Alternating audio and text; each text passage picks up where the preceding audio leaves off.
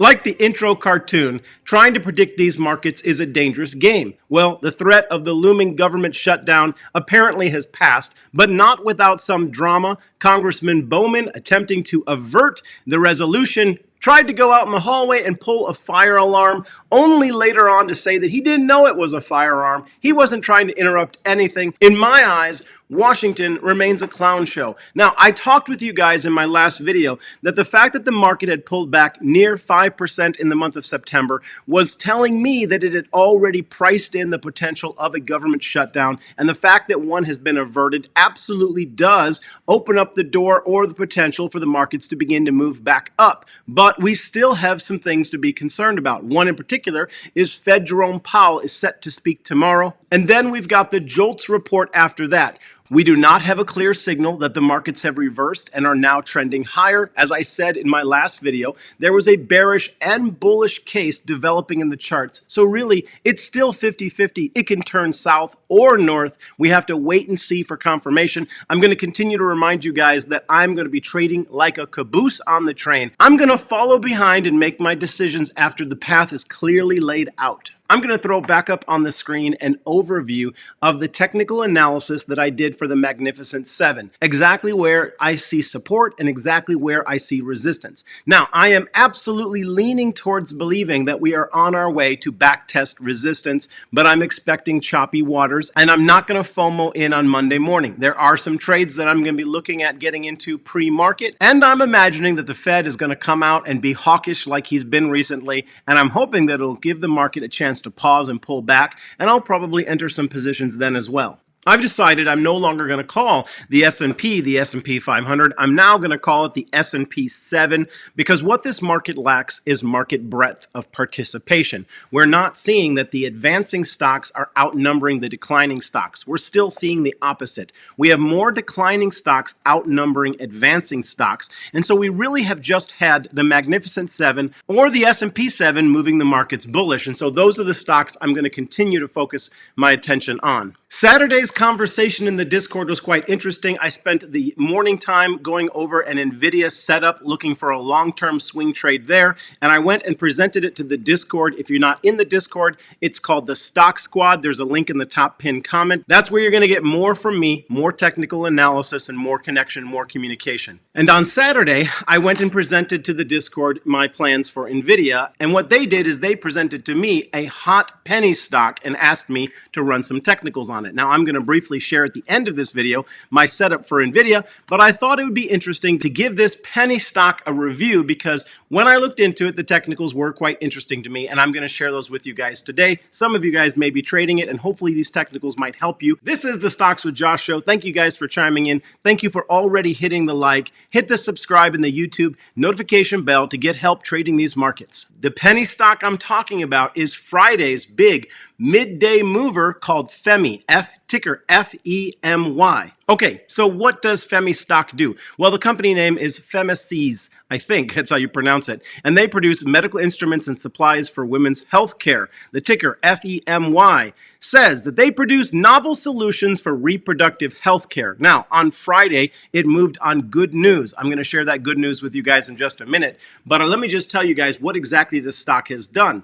In the last 2 weeks, it's moved up 1,300%. Yes, 1,300%. And so this could be setting up for a great opportunity to short, or if this is a legitimate news story with a legitimate company rising from the penny stock grave, this could still have some more upside. I'm going to show you guys that in the charts, but let me just tell you exactly what they've got going on in the fundamentals. So specifically, it went from 24 cents 2 weeks ago to $3.62, an incredible run. And in particular, Friday, it was up 100% on a near 6,000% increase in volume. And so let me just remind you guys, when price and momentum both agree, that's what gives you that rocket ship move up, and FEMY's been a rocket ship. And after hours on Friday, it continued to climb. It went up an additional 14 cents or an additional 5%. Now, why is the stock moving? Well, in particular, FEMYs Inc. expands their FemBlock pivotal trial enrollment, securing first academic site to participate. So these guys have two products. One of them is called Femasys and one of them is called FemaBlock. Femasys has to do with fertility solutions and FemaBlock has to do with non-surgical permanent birth control. And so those are their two products and they're both advancing quickly in recent days. In particular, Femasys was approved by the FDA and now FemaBlock has gone into final stage trials. And what does all of that mean? Well, all of it means that this company that has not been running a profit, this little bitty company, has now a path to profit and a right for the stock price to begin to advance rather than decline. But let's keep things into perspective. One, they've not made a profit yet, and two, they haven't gotten both of these into the marketplace. And so there is still some room for some choppiness in this stock, and it definitely was a short squeeze that caused it to move up the way that it did. Is the move over? Is there any more upside? Well, you know what I'm going to say. The technicals will tell the story. Let's start off with the bearish case because as I've said before, when I come out and I even sound slightly bullish, I know that there's a lot of people out there that are going to turn around and say, oh, Josh is slightly bullish on this penny stock. That means I'm going to be way bullish. I'm going to one-up Josh. Josh might put $1,000 in this penny stock. I'm going to put $10,000 in this penny stock. Guys, let's just examine the bearish case. This is more of a teaching opportunity. I'm hoping to show you guys how to analyze these penny stock opportunities. So let's get into the charts a little bit. First thing I want to point out to you guys is that we shot way outside above the Bollinger Bands. And if you understand the way the Bollinger Bands work, what happens is when the price goes outside the band, it quickly wants to come back in the band. And so right now we're outside of it. If it were to come back inside the band, that means the price has to come down for that to be accomplished. And then we go over to the RSI. Now, if you understand the RSI, it basically measures momentum. And an overbought condition is anything above the 70% mark on the RSI. Well, currently, this shot up all the way to near 90%, which means that the conditions in which it's at is called an extreme overbought condition, which again means that probably the next step is for it to pull back a little bit. And then I'm going to take you guys into the MACD 1 hour chart. I want to show you guys that the MACD is curling over, which often signals that the price is going to decline. Now, here's what I'm looking at and I'm going to be considering. I'm going to talk to you guys about how to make a momentum play on a penny stock like this.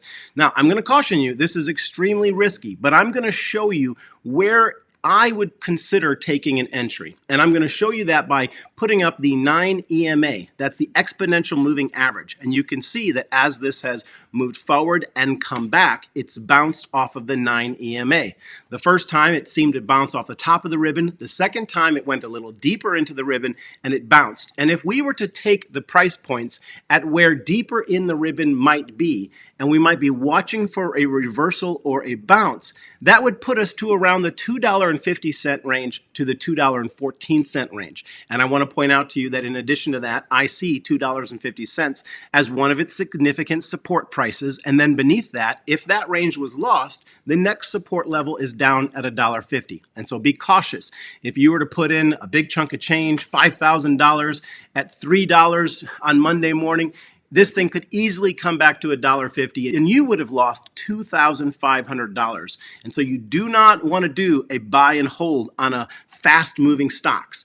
Fast-moving stock can only be considered in the light of a day trade as a momentum trade, so keep that in mind. Now, if this were to continue to move up on Monday morning, the way that you would consider playing it, if all of the momentum was continuing to the green side, which would really represent a lot of shorts closing their positions out of fear and a lot of bulls buying in out of FOMO, then what we would see is the price begin to advance back above the closing price on Friday. We'd want to see it close on the 5-minute chart above $3.32. And if we saw that, it wouldn't be unrealistic to take a position there with a very tight stop loss, barely a nickel beneath. And then you'd be looking to take profits at around $3.65. But if it were to close above $3.65, again, on the 5-minute chart, you'd be looking for the first candle to make a new high above $3.65. That's when it could squeeze possibly as high as $3.80. And so this is a real get in and get out opportunity. All right, so I'm going to break down 3 ways that I would watch this stock on Monday morning. 1, there's the potential that it could go back and fill a gap between $1.55 and $1.85. And we would know that if it cut right through the 9 EMA ribbon and continued to drop beneath $2, we could assume that it would go as low as $1.50 to $1.55, and that would be a place where you could consider taking a position. The next would be, again, that close on Monday above $3.32 for a push up to potentially $3.65. And if it closed above $3.65, then it could get to $3.85. Now, you might say, Josh, where's the overall resistance? How high could this potentially go? It could go as high as $6.50. But I want to be super clear with you.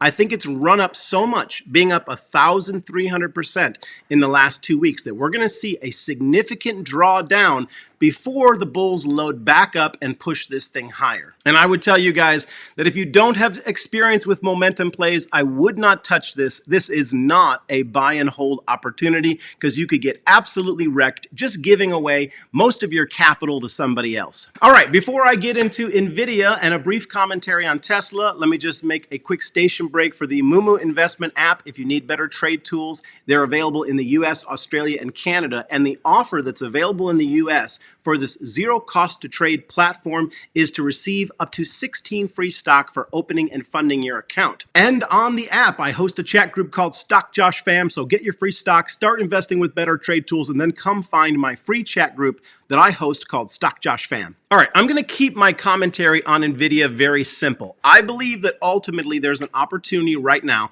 for us to backtest the 458 to 460 level.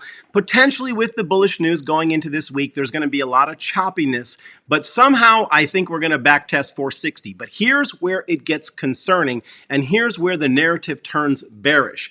If we fail at 460, we will have completed creating the second or the right shoulder of a head and shoulders pattern. And you guys have been hearing me talk a lot about the head and shoulders pattern because it's appearing on everything, it seems, right now.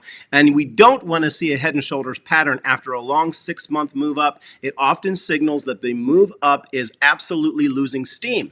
Now, we know when a head and shoulders pattern gets confirmed, it's when you get a daily candlestick close. So you go beneath the neckline, which for Nvidia is $409. You go beneath it. The following day, you have a red candle closing beneath the neckline. That confirms that there's going to be a much bigger move down. Now, I'm not predicting that. I'm watching for that. I think that we have the opportunity to backtest 458 to 460 on Nvidia, and I'm going to be looking for puts if we slow down. And then I'm going to be looking for a retest of the neckline. Now, a head and shoulders pattern is not valid if the neckline never gets broken. We could come all the way back to 409, and they could have a good earnings report moving forward, and it could push the stock right back up, negating the head and shoulders neckline, the fear of that breakdown. But if we were to close beneath that 409 level, then rest assured, I think that we're going to be going back to a minimum of $384, which is a significant level of support. I'm going to point out one more thing to you guys on the Nvidia chart, is that when we ran up to make the all-time high, the volume was also participating. And when we have price action going up and volume going up, that's where you've got that confluence, and that's how we made an all-time high. But in recent days, we've been swinging up, but the volume's been going down, and that's bearish divergence. So between the bearish divergence in volume, the potential fear of that failure at 460 of the head and shoulders pattern, and the breakdown between 409, there's plenty of reasons to keep a bearish eye on Nvidia. Now, that does not negate the potential behind Nvidia as a company and the desire to own it in a long-term position. And it could be opening up a fabulous opportunity to begin to DCA potentially between 384 and 346. That would be my long-term DCA range. So there you go. There's some fresh technicals on Nvidia.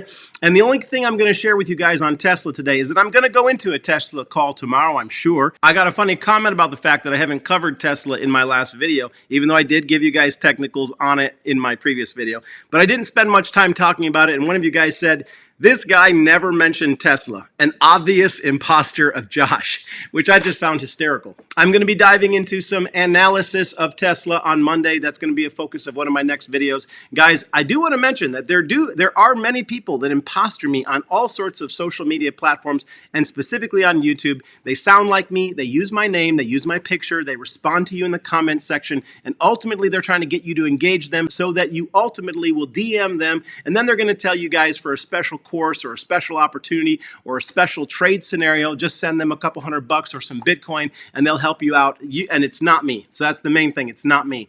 And again, I will be touching on Tesla very soon. Thank you guys for joining me on this beautiful afternoon. As always, thank you for hitting the like. Don't fail to hit the subscribe and the YouTube all notification bell to continue to get more content. As always, peace and blessings. Have a great day.